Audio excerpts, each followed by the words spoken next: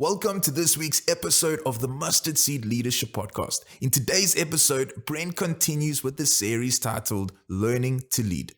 Well, hello everybody. Welcome to this week's episode of the Mustard Seed Leadership Podcast. We are on part 9 of a series called Learning to Lead. If you're new, welcome. And don't forget, you can catch all the past episodes from our webpage, our Outlook webpage. Look under the resource tab or just Google Mustard Seed Leadership Podcast. There are notes as well, which are super helpful with questions, and I encourage you to download those.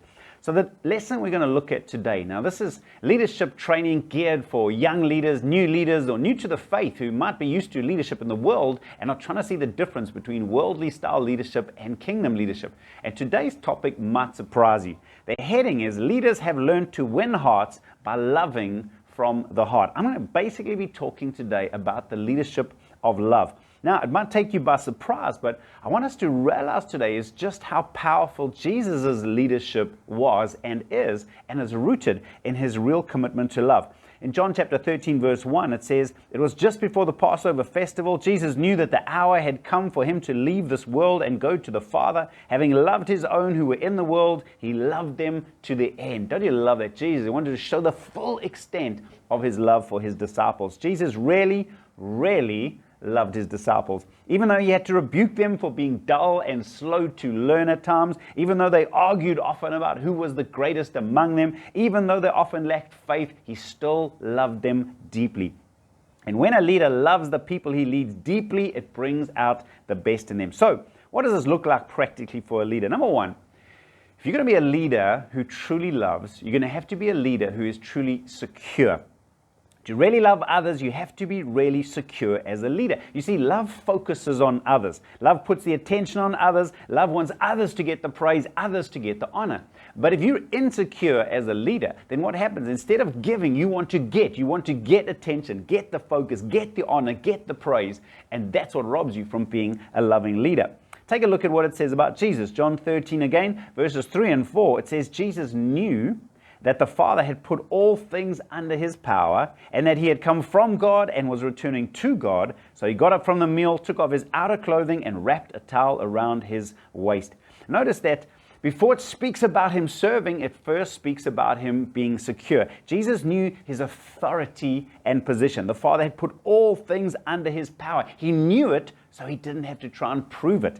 It says Jesus knew his identity and roots. He had come from the Father. In other words, he knew his identity, and so he didn't have to prove his identity. It says Jesus knew his destiny. He was returning to God, so he didn't need to force it. I love that. The more secure you are as a leader, the more you can serve, because you're not trying to get, you can give. It takes a secure leader to take the focus off themselves and genuinely love and serve the people they lead. So number one, a loving leader, a leadership of love requires security. Number two, secure leaders can really serve.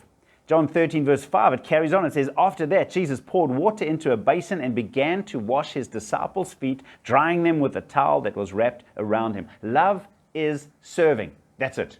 Let me say it again. Love is serving. That's it. One of our church team, he made this comment once.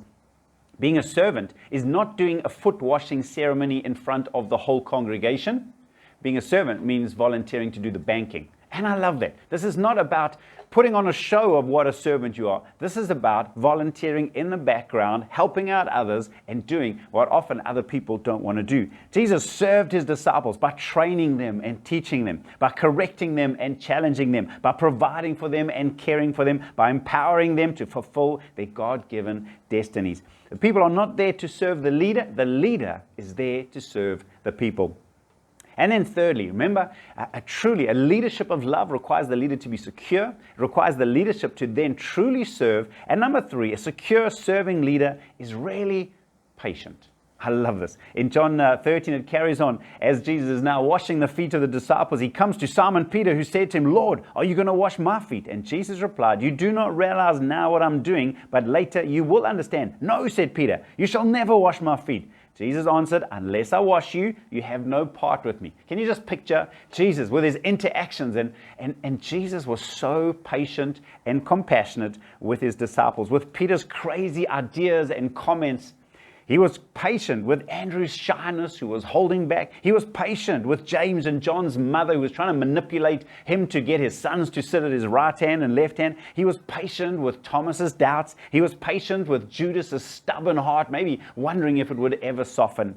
Notice the first part of the biblical definition of love. Maybe you've heard 1 Corinthians 13 so many times, but take note of the very first characteristic of Bible's definition of love. Love is patient. Love is kind. It does not envy. It does not boast. It is not proud. It does not dishonor others. It is not self-seeking. It is not easily angered. It keeps no record of wrongs. Love does not delight in evil, but rejoices with the truth. It always protects, always trusts, always hopes, always perseveres. Don't you love that? First characteristic of love. Love is patient. The big idea, the leadership of love, is true kingdom leadership. 1 Corinthians 8, verse 1, the second part of the verse simply says this: knowledge puffs up, but love builds up. The leadership of love starts with a leader's own security, secure in authority, identity, and destiny. Then it moves, it results in an attitude and lifestyle of genuine serving others, which is then, number 3, expressed in patience, kindness, and gentleness. Great leaders have learnt the leadership of love. So now, your turn. Let me give you a couple of questions. Number 1, have you had a leader who you know genuinely loves you? How did it make you feel? You were part of a team. You were led by a leader who genuinely loved you. Number 2, are you secure enough in your own authority, identity, and destiny to serve others, or are you still needing them to serve your ego? Now, be honest about that one, because this is critical. If we still need our ego to be stroked and to be fed, we're never truly going to be humbled enough to serve and love others. And then number 3, are you expressing love well to your team, or do you need to ask God to help you begin to express real love in a way that builds them up?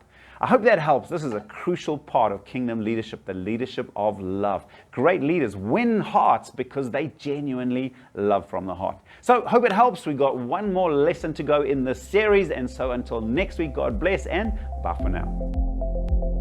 Thank you for listening to this week's episode. Remember, if you'd like the notes that come along with this episode or any one of our past episodes, you can visit outlookchurch.co.za/mustard seed leadership, where you can see all our past episodes, all the resources and notes that go along with this. Until next time, keep growing.